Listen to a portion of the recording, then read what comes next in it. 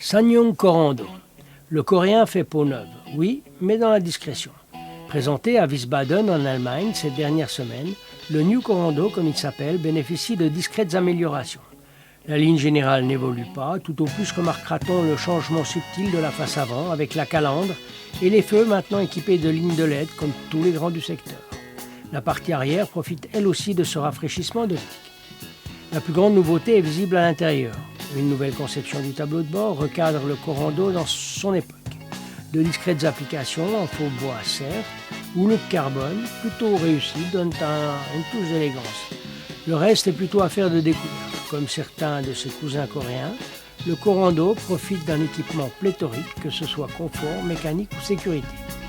Un exemple parmi d'autres, les sièges avant, réglables dans tous les sens, mais également ou chauffants pour l'hiver, avant et arrière d'ailleurs, ou ventilés pour l'été en ce qui concerne le conducteur.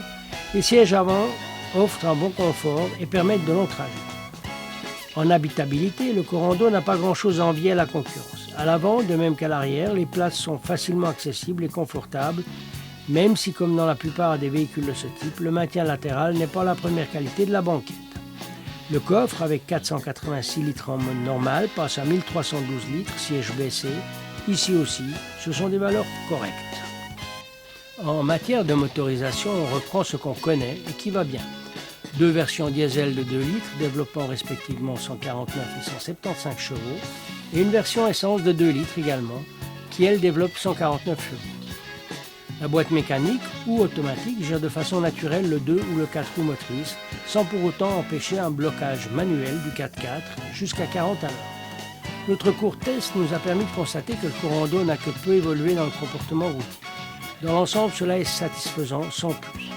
Le moteur reste légèrement bruyant, surtout en ce qui concerne le diesel, mais avec 360 Nm, il dispose d'une bonne vivacité.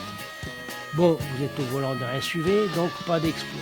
Le 0 à 100 est atteint en un peu plus de 10 secondes, et la vitesse maximale, elle, se situe autour des 180 km/h, tandis que la consommation, elle, est annoncée entre 6,5 et 7,5 litres au 100, ce qui est un peu une amélioration par rapport au modèle précédent. La conception monocoque du Corando lui offre un bon confort d'amortissement et un roulis limité. La direction reste discrète, un peu trop parfois. Notre avis. Ce petit coup de jeune n'a fait aucun mal au Corando. Il a mûri en quelque sorte. À cela, vous ajoutez maintenant des jeux de jantes en 16, 17, 18 pouces au dessin moderne, un kit chrome et le tout se laisse voir.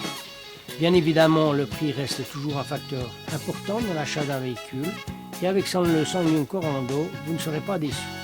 Disponible en 3 finitions, cristal, quartz et saphir, le Corando débute en essence à 24 990 francs et en diesel à 28 490 francs. Quand on sait que l'ensemble des options sur la version la plus élevée n'atteint pas les 5 000 francs, cela laisse songeur. Bien sûr, nous, chez Roden Motor, nous avons l'habitude de dire que rien ne vaut une visite chez un concessionnaire. N'hésitez donc pas à faire un essai, cela ne vous engage en rien, que ce soit chez SsangYong ou chez un autre. Jean-Louis Vidal, en octobre 2013.